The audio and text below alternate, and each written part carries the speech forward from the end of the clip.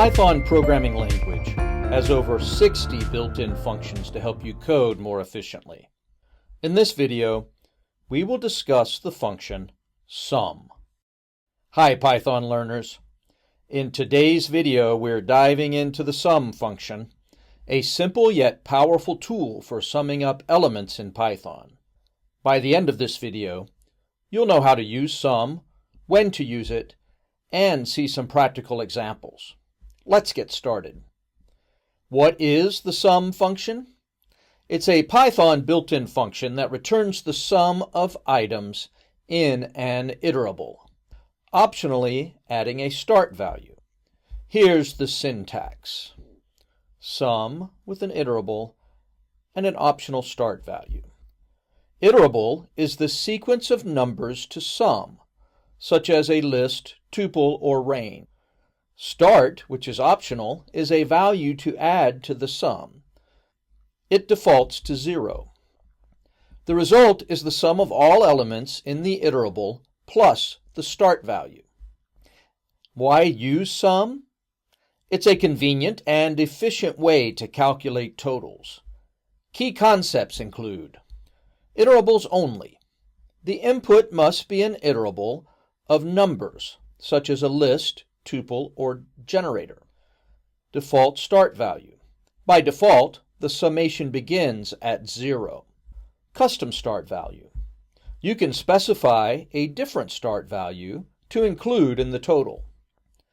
So you would use sum when you're adding numbers in a sequence like a list or range, when you're calculating totals in data analysis or numerical tasks, or perhaps when simplifying code by avoiding manual loops for summation.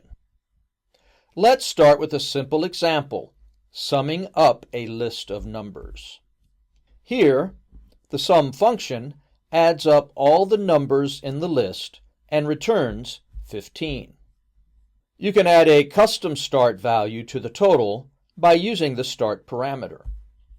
In this example, sum starts with 10 and then adds the numbers from the list, giving a total of 16.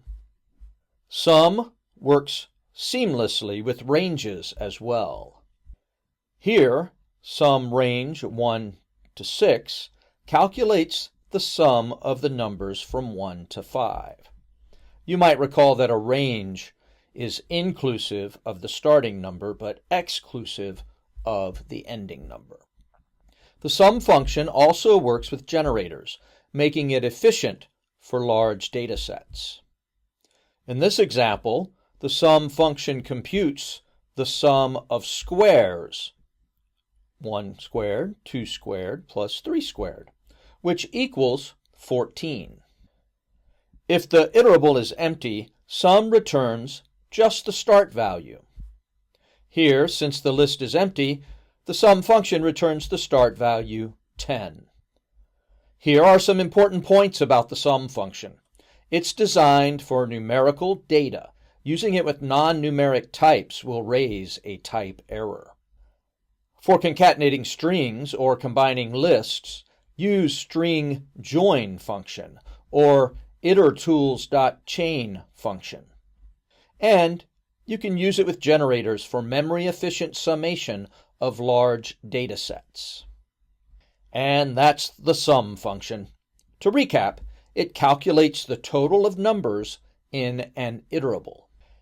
It supports a custom start value for additional flexibility. It's perfect for data analysis, numerical computations, and simplifying code. Thanks for watching. If you found this video to be helpful, don't forget to like, share, and subscribe for more Python tips. Happy coding!